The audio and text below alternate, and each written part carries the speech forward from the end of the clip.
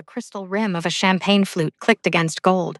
Orange cedar candles burned at every table, their wax pooling like honey. And in the center of the Avalon Room on the 47th floor of Hartwell Tower, a young black woman's hand closed around the sleeve of the quiet Korean man standing beside her. 3 women in Cartier watched him the way wolves watch a lamb that has wandered into the wrong field. He did not flinch. Amara Bennett felt his pulse under her fingers, steady, unhurried, almost gentle. She had loved him for 11 months and 17 days, and in that time she had learned that his stillness was never fear. It was something older, something he carried like a name he had not chosen. The women smiled. The orchestra played Debussy. A waiter offered canapés that no one took. In the next 3 hours, none of the 184 people in that ballroom would understand that the man they had decided to humiliate was about to redraw the lives of half of them, and that the woman beside him would be the one who stood up first. Before we go any further, I want to know where you're listening from tonight. Drop your city and the time on your clock right now, this very moment, in the comments below. I read every one of them, and it matters more than you think to know who's sitting on the other side of this story. If you have ever stood next to someone the world decided to make smaller, stay with me. What happens at this dinner table is going to stay with you long after the music ends. Hit that subscribe button, settle in, and let me tell you what really happened the night the Bennett Gala ended in silence, and what the quiet man on her arm did when she finally let go of his sleeve. 3:47 in the morning, Mount Sinai Pediatric ICU. The hallway lights had dimmed to their soft overnight blue, and the only sounds were the steady rhythm of monitors and the distant scrape of a janitor's cart on the floor below. Amara Bennett unwrapped a cold chicken sandwich at the nurse's station, took 2 bites, and decided that was enough. Hour 14, minute 23, of a 16-hour shift. Inside room 4, behind a glass partition decorated with paper butterflies, a 4-year-old girl named Zoe Adekambi was sleeping on her right side, 3 weeks post-transplant. Her color had finally come back 2 days ago, the rosy brown her mother kept crying about on FaceTime, the color that meant the new kidney was holding.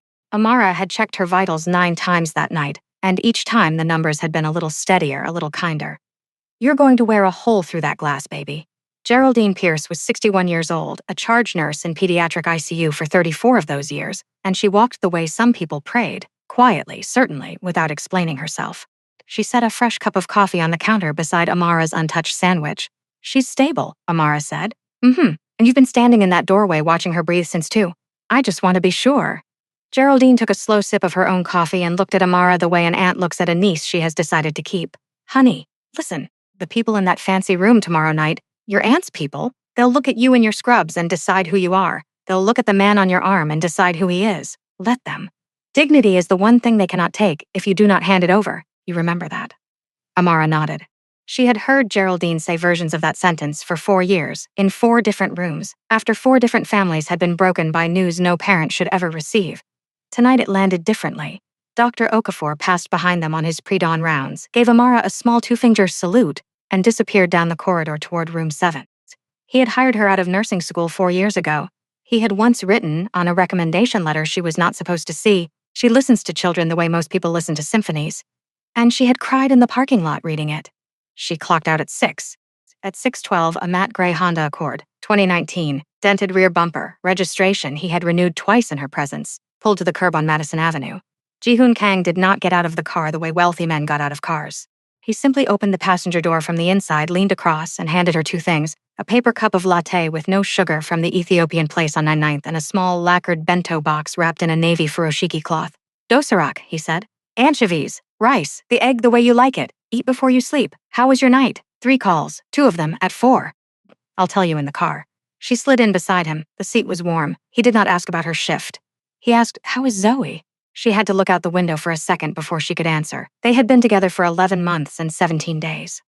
The first time she ever brought him home to her tiny apartment in Astoria, on the 8th night they had known each other, he had walked into her kitchen, seen the photograph of her mother on the windowsill, and stood there for a full minute in silence before saying, she had your hands. In the 2nd month, on a rainy Tuesday in February, sitting across from her at a Korean barbecue place in Murray Hill, he had set his chopsticks down and said something she had thought about almost every week since. Amara, my family is complicated. There are reasons I have not introduced you yet. There will be a time when I can, and I am working toward it. I am asking you to give me that time. I will not lie to you about who I am, but I am also asking you to trust that the parts I have not shown you are not parts I am proud of. She had looked at him for a long moment, then she had picked up her chopsticks again and said, okay. She had never asked again, not because she did not wonder, because she had decided, that Tuesday, that trust was a thing she was going to give to one man on purpose. Now, 11 months and 3 days later, sitting in his Honda on Madison Avenue, the phone in her purse vibrated. It was 8:04 in the morning. It was her Aunt Vivian. "Sweetheart, tell me you're not still at the hospital."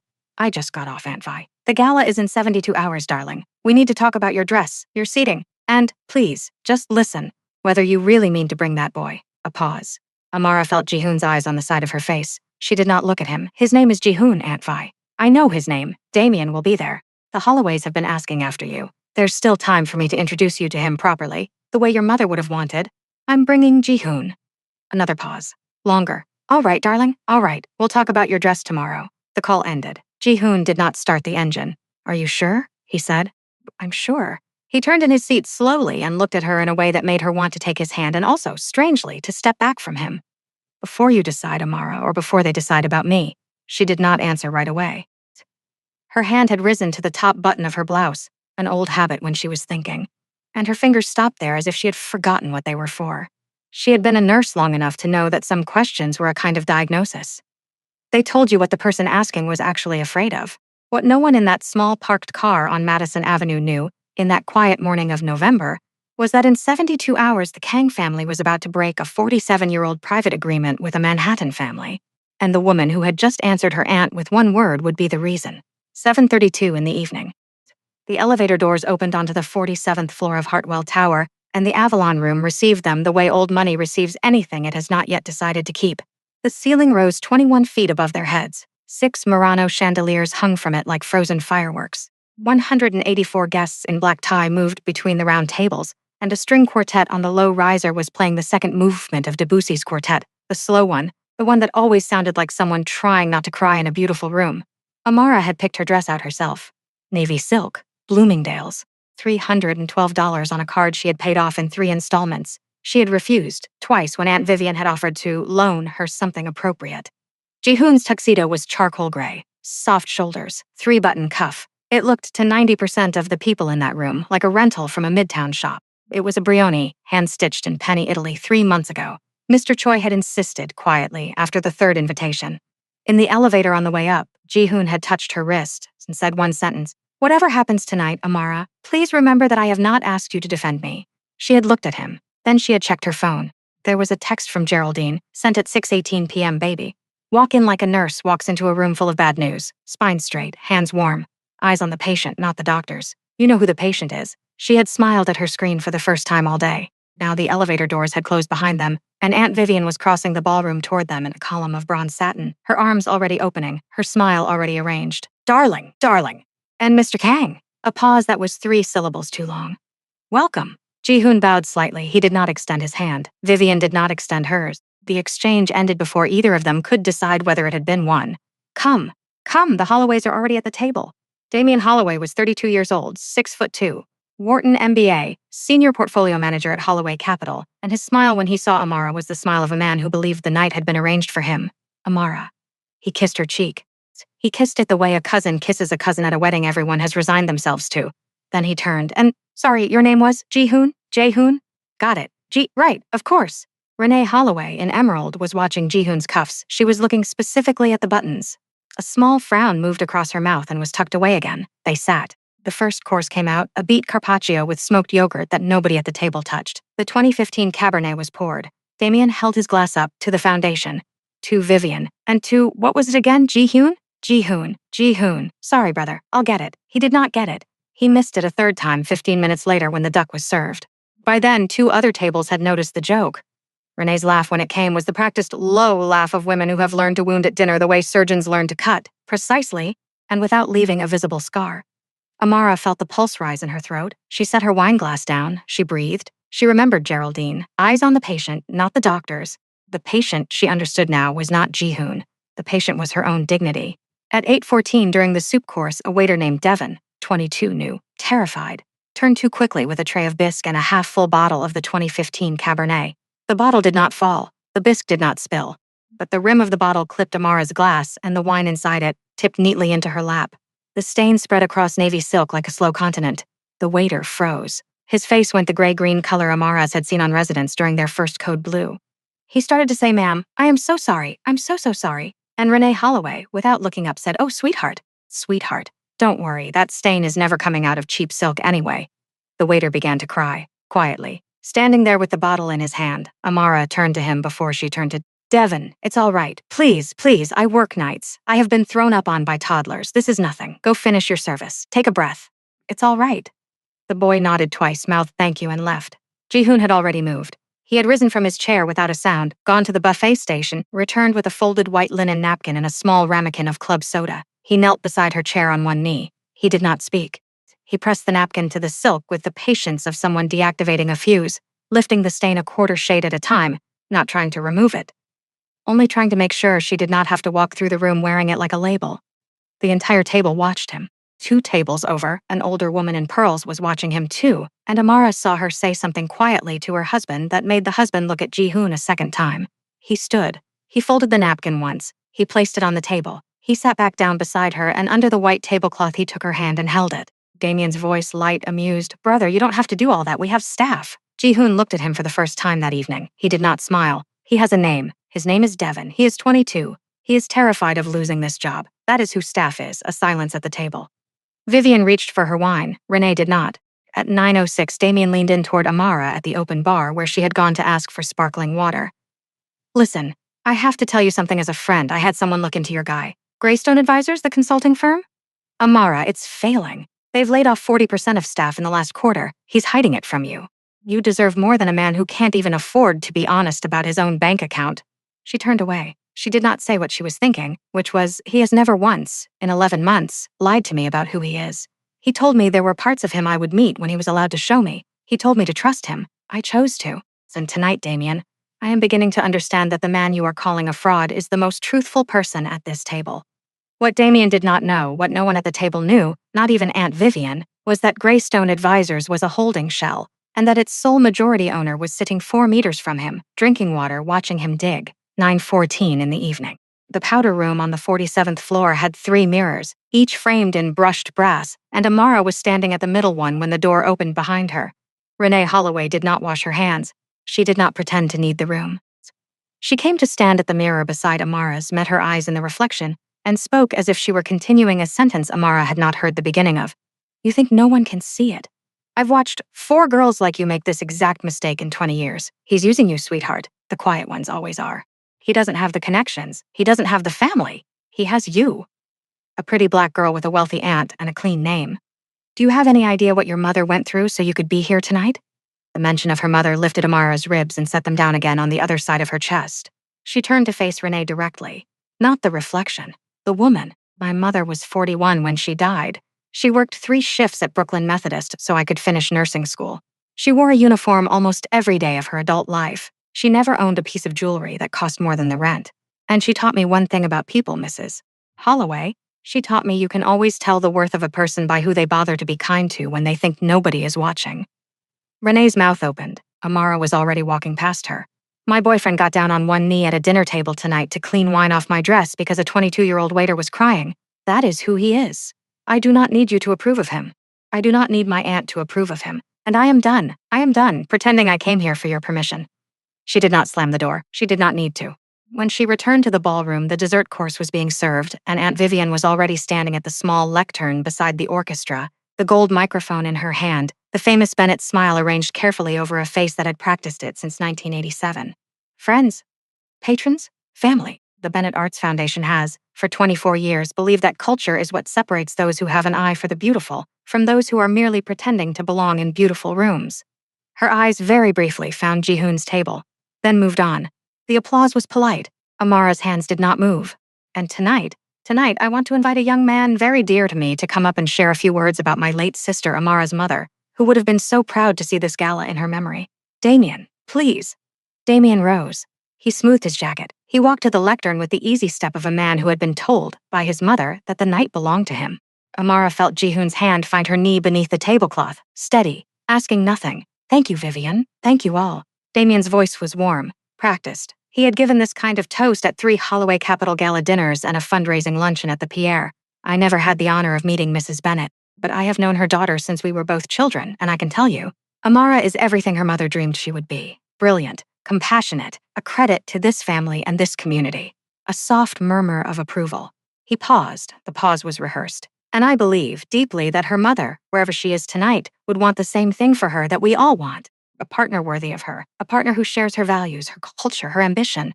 A partner who is, honestly, who he claims to be. Not a man hiding behind a borrowed name in a failing firm. Because a mother, any mother, would want her daughter to be loved by a man who has the courage to be seen. The applause that followed was the worst sound Amara had ever heard inside a room of well-dressed people. She felt Jihoon's hand on her knee. Steady, still. He had not moved. She understood in that second that he was not going to move. He had told her in the elevator, "I have not asked you to defend me." He was leaving the choice to her. He was trusting her with it. She rose. She did it slowly. She did it the way she had risen 4 years earlier, the first time a doctor had handed her a clipboard during a code blue and she had realized that no one else in the room was going to be the nurse if she was not. She placed her napkin beside her plate. She did not look at Aunt Vivian. She walked to the front of the ballroom, took the 3 steps up to the lectern, and held out her hand for the microphone. Damien, for the first time that evening, hesitated. She took the mic from him gently. "Thank you, Damien. I'll take it from here." She turned to face the room. 184 people, 6 chandeliers. A string quartet that had at some point stopped playing without anyone telling them to. My mother's name was Patrice Bennett. She died when I was 11. She was a pediatric nurse at Brooklyn Methodist. She worked nights, like I do. She ate cold sandwiches at 3 in the morning, like I do. And she taught me, that you cannot tell anything important about a person from their suit or their last name, or whether the watch on their wrist cost more than your rent. She found Renee's face in the crowd. She did not look away. "I have been at this table tonight for 2 hours. In those 2 hours, the man I love has been called the wrong name 3 times on purpose. He has been mocked. He has been accused of fraud by a guest who did not bother to verify a single sentence before saying it out loud. He has been told, indirectly, in a speech delivered from this podium, that my dead mother would be ashamed of my choices. The room did not breathe. My mother would not be ashamed of me tonight. She would be ashamed of this room. She would be ashamed of an aunt who let it happen, and a family friend who orchestrated it, and a young man who used her memory as a knife. And she would be proud. She would be proud of the man who got down on one knee at that table to make sure a frightened waiter did not lose his job."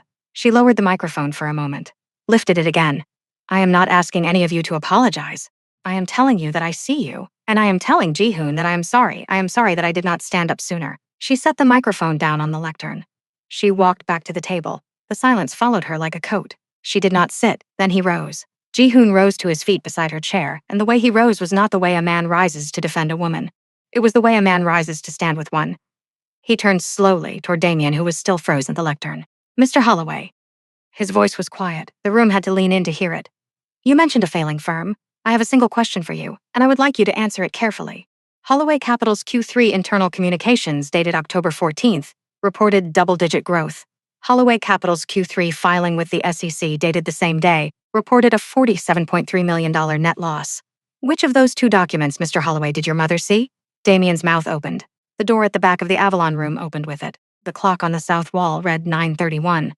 What no one in that room knew yet, not Damien, not Renee, not Aunt Vivian, not even the man at the bar who had been quietly recording the last 40 seconds on his phone, was that the 4 people about to walk through that door had been waiting downstairs in a town car for nearly 3 hours, and that the only person who could have called them up was the man standing beside Amara, holding her hand under the silence. The door at the back of the Avalon room opened, and 4 people walked through it in a single quiet line. The first was a man in his late 50s wearing a charcoal suit, a navy tie, and a silver lapel pin shaped like an unfurled scroll. The second was his wife, in dove gray. The third was a white-haired American man whose face Damien Holloway recognized before his brain finished processing what his eyes were seeing. The fourth was a small Korean man in his 60s carrying a slim leather portfolio under one arm. The string quartet did not start playing again. The lead violinist had set her bow down across her knees, and she was watching the door with the same expression Amara had seen on her own face in the powder room mirror 20 minutes earlier. The expression of a person who has just understood that the night is about to become something they will tell their grandchildren about. The man with the silver lapel pin crossed the ballroom with unhurried steps. He came directly to Jihoon, stopped 2 paces from him, and offered a slight formal bow from the waist. "Director Kang, I apologize for the delay. The Holland Tunnel. Well, you know the Holland Tunnel." Jihoon returned the bow, deeper than he had received it, and answered in Korean. 3 sentences. The consul general laughed softly at the third one, and replied in English. Of course, please, introduce me." Jihoon turned. He did not let go of Amara's hand. "Ambassador Park, this is Amara Bennett. Amara, this is Park Junho. He is the consul general of the Republic of Korea in New York." He has been a friend of my father's for 31 years. The ambassador took Amara's hand in both of his. Miss Bennet, the director has spoken of you. Not often. But when he does, the room becomes quiet and we all listen. Amara did not know how to answer. She nodded once. He nodded back. He understood. It was at that moment that Aunt Vivian, 3 tables away, slowly lowered her wineglass to the table without taking a sip. The white-haired American moved next. He came forward almost at a run for a man his age. His name was Edward Whitlock. He was 73. He was the chairman and CEO of Whitlock Financial Group, and his face was the color of paper. Director Kang, sir, I was not informed you would be attending tonight. If I had known. You were not informed, Mr. Whitlock, because I did not wish to be announced. Yes, of course. Of course, sir. Whitlock's eyes moved across the Holloway table. He saw Renee. He saw Damien still standing at the lectern with his hand resting on a microphone he had forgotten he was touching. A small, awful understanding moved across his face. He turned back to Ji-hoon. Sir, the matter we discussed on the 12th, is it public tomorrow morning at 6? Yes, director. Please, may I, Edward, sit down, have some water. There is nothing for you to do tonight. Whitlock sat down at the nearest empty chair, which happened to belong to a state senator who had stood up to watch. The small Korean man with the portfolio came forward last. He did not bow. He nodded to Ji-hoon, to Amara, and then, to Amara's surprise, slightly more deeply to her than to him. Miss Bennet, I am Choi Sung-min. I have served the Kang family for 41 years. I was your grandfather and future's lawyer before I was the director's. Tonight I am simply a witness. I will not be speaking unless I am asked. He stepped back 2 paces and folded his hands. The murmur in the ballroom had begun. It traveled the way fire travels through dry grass, table to table, conversation to conversation, in a low hiss of half-recognized names. Kang, the Kang family. Gangnam Kang? I thought they never let the name appear in the American press. 4 generations. Seoul, Hong Kong, New York. Edward, what does the boy mean by public tomorrow morning? A woman at table 9, in pearls, leaned to her husband and whispered 5 words that Amara could not hear but that the husband repeated back to her, slowly, as if to be sure he had heard them right. The family that does not lose. It was at that point that Damien, still at the lectern, finally spoke. Mom, what is he talking about? What did Whitlock say? What is he talking about? Renee did not answer him. She was looking at the floor. For a single second, half a second, Damien looked at his mother the way a child looks at a parent who has just told them the family business is gone. Not angry, not even afraid yet, just very, very young. Then his face closed again, and he was 32 and a Wharton MBA, and the moment was over. Mr. Choi opened the portfolio. He did it quietly. He laid 3 documents flat on the nearest empty table. He did not present them. He simply made them visible. Jason spoke. His voice was no louder than it had been all evening. On November 12th, Kang International, through Greystone Advisors and 2 other holding entities, acquired a 51% controlling interest in Whitlock Financial Group. The transaction was confidential until tonight. It becomes public at 6 a.m. Eastern. Holloway Capital is a wholly owned subsidiary of Whitlock Financial. That makes Mr. Damien Holloway, by definition, an employee of an enterprise of which I am the majority shareholder. He has been one for 19 days. A glass somewhere in the back of the room was set down too hard. Mr. Holloway, your Q3 SEC filing reported a $47.3 million loss. Your internal communication reported growth. One of those documents is a lie. The shareholders of Whitlock Financial, meaning since the 12th, me would like to know which one. A water droplet on the rim of Renee's wine glass refused to fall. Ji-hoon turned away from Damien then. He did not raise his voice. He did not gloat. He did not address Vivian or Renee or any of the 184 faces watching him. He turned to Amara. What do you want to do? It was the only thing he had said in 5 minutes that was meant for one person.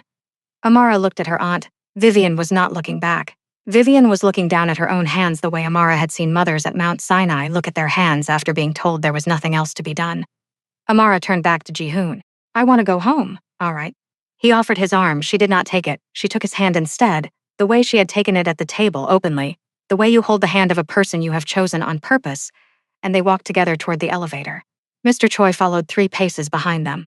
The ambassador and his wife waited until they had passed, and then took their seats at an empty table, calmly, like guests who had finally arrived for the dinner they had been invited to. The elevator doors opened. They stepped inside. The doors closed. Inside the elevator, on the way down 47 floors, Amara did not cry. She held his hand. At the 23rd floor, she looked at him and said one quiet sentence. There is a conversation we are going to have, not tonight, but soon, about what you keep and what I keep and what we are not going to let your name decide for us. He met her eyes. I know. The elevator reached the lobby at 9:47. What none of the people still seated in the Avalon room understood yet. Not Vivian, not Renee, not even Edward Whitlock, who was already beginning to draft an apology in his head, was that the consequences of those 18 seconds in which Ji-hoon Kang had stood up beside the woman he loved would, over the next 90 days, rearrange the careers of 6 people in that room, the funding of the Bennett Arts Foundation, and a 47-year-old private agreement between the Kang family and a Manhattan family no one in that ballroom had yet realized was theirs. The consequences of those 18 seconds did not arrive all at once. They arrived the way water arrives in a basement, slowly, and then all at the same time. On November 22nd, 10 days after the gala, Whitlock Financial announced a restructuring of Holloway Capital. Damian Holloway's role as senior portfolio manager was, in the language of the press release, consolidated into a new oversight structure. He received a severance package of $1,840,000 and a 24-month non-compete agreement that effectively retired him from Manhattan finance at the age of 32. On December 3rd, Renee Holloway was quietly removed from 3 nonprofit boards, including the Lincoln Center Education Council. The notification letters were almost identical. Each used the phrase strategic refresh of the board's composition. None of them used her name on the way out. On January 17th, the Bennett Arts Foundation lost 4 major sponsors in a single week. The largest of them, Whitlock Financial Foundation, withdrew its pledged annual contribution of $2.3 million. Aunt Vivian held an emergency board meeting in the conference room above her late husband's old law office. She did not invite anyone from the Holloway family. On February 9th, Bloomberg ran a long-form investigation into what its reporter called the soft architecture of kingmaking in Manhattan finance and black social circles. Amara's name was not in the piece. Ji-hoon's name appeared exactly once, in a single sentence about Kang International's broader U.S. acquisition strategy. But everyone in those circles read it, and everyone in those circles understood. Amara read none of it. She read patient charts instead. She kept working the night shift at Mount Sinai. She kept eating cold chicken sandwiches at 3 a.m. She kept telling Geraldine, who kept asking, that she was fine, Jerry. I promise I'm fine. In late January, 2 weeks after the foundation's sponsorship collapse, she sat across from Ji-hoon at a small table in her own Astoria kitchen and had the conversation she had told him in the elevator they were going to have. She did not raise her voice once. I want to keep working. I want to keep this apartment. I will not move into your penthouse. I will not take a position at Kang Foundation. I will not be photographed at any of your events for the first year. If your father wants to meet me, he comes here to this kitchen, and he sits at this table, and he eats what I am cooking. If you cannot give me those things, I love you, but we are not going to work. He listened. He did not interrupt. When she finished, he reached into his jacket pocket and put a single folded sheet of paper on the table between them. It was a copy of one paragraph from his late mother's will, translated into English, notarized by Mr. Choi. Do not marry someone only because of their family. Do not refuse someone only because of ours. Min Jung, he looked at Amara across the table. My father did not want me to bring you to the gala. He did not want me to bring you anywhere. He wanted me to marry a woman whose family he already knew. We argued for 3 weeks before that night. My uncle Jun-soo spent 8 years in federal prison in the 1990s. That is the cost we paid to make the family business legitimate, and my father has never let himself forget it. He believes the Kang name still has to be defended. I told him, Amara, I told him, the woman I love does not need the Kang name to be defended. She defends herself. He did not answer me. He still has not. But he sent Mr. Choi to the gala, so I will take that as the first sentence of an answer. She held the paper in her hands for a long time. All right. He comes here. He eats what I'm cooking. We start there. Aunt Vivian came to the apartment on the second Sunday of March. She came alone. She came on the N train, which Amara did not know Vivian had ever taken in her life. She came with a small white box of pastries from a bakery near her old building in Harlem. Not the fashionable one, the original one. The one Amara's mother had taken her to on Saturday mornings when she was small. She set the box on the kitchen counter. She did not sit down. I was 22 when I met a man named Lawrence Whitcomb. His family had money the way the Holloways will never have money. Real money. Old money. I thought I was going to marry him. I thought my whole life was going to be that name. He took me to a dinner at his parents' house in Greenwich, and his mother smiled at me through 3 courses, and at the end she walked me to the door and she said, Vivian, you're a lovely girl, but you are not what we had in mind for our son. Please don't make us have this conversation again. She had not started crying yet. She was getting there. I spent 46 years promising myself that no daughter of my family was ever going to be told something like that. And then I did it to you, Amara. I did it to you in my own ballroom. I did it with my own mouth and Renee Holloway's mouth and Damien's mouth, and I told myself the whole time I was protecting you. She wept. She wept the way Amara had seen mothers weep at Mount Sinai when they finally stopped pretending the news had not arrived. Amara did not interrupt. She did not forgive. She did not refuse. She walked across the kitchen and put her hand on the back of her aunt's shoulder and let her cry. And at one point, Vivian looked up expecting the cold anger she had earned. And what she met instead was an exhausted, steady compassion that emptied her completely. That was the moment Vivian understood her niece had walked past her into a country Vivian could not follow her into. The letter from Damien arrived in April. It was short. The last paragraph was the only one Amara kept. My mother raised me to prove something to a world that once closed a door on her. I thought you were proving the same thing, but you found a way to stop answering that question, Amara, and I have not. I am not asking you to forgive me. I am telling you I see, finally, what you walked away from. I hope someday I learn how. She read it twice. She did not reply. She folded it once. She put it in the bottom drawer of her dresser beside her mother's hospital ID badge, and she closed the drawer. A chapter filed away, not erased. Filed. By late spring, Amara's Bridge Initiative had funded 14 full scholarships for Black pediatric nursing students across 6 public health programs in the Bronx. Amara took no salary from the initiative. The Kang Cultural Heritage Foundation funded it and stayed entirely out of its decisions. Amara picked the recipients herself on her days off, with Geraldine beside her, eating takeout in the conference room at Mount Sinai. On May 14th, at 3:12 in the morning, Amara was standing in room 7 of the pediatric ICU, with her hand on the forehead of a 9-year-old boy named Marcus Reyes, who was not Zoe, whom no one outside that room would ever know the name of, whose fever had just broken for the 3rd time that week. His mother was asleep in the chair beside the bed. Amara did not move her hand for a long time. Outside the window, 47 floors below Manhattan and a long way from any ballroom, the city was doing what it always did at 3 in the morning, which is breathe and continue.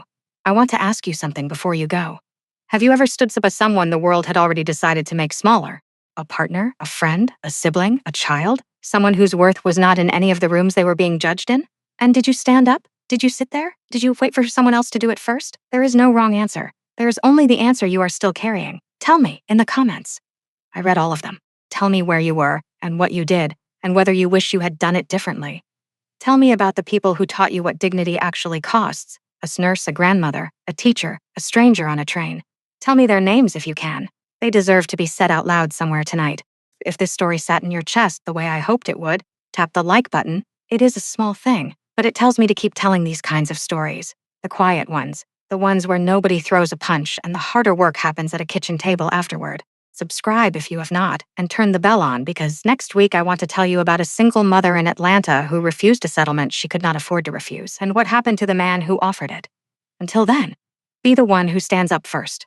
The room will follow. It always does eventually.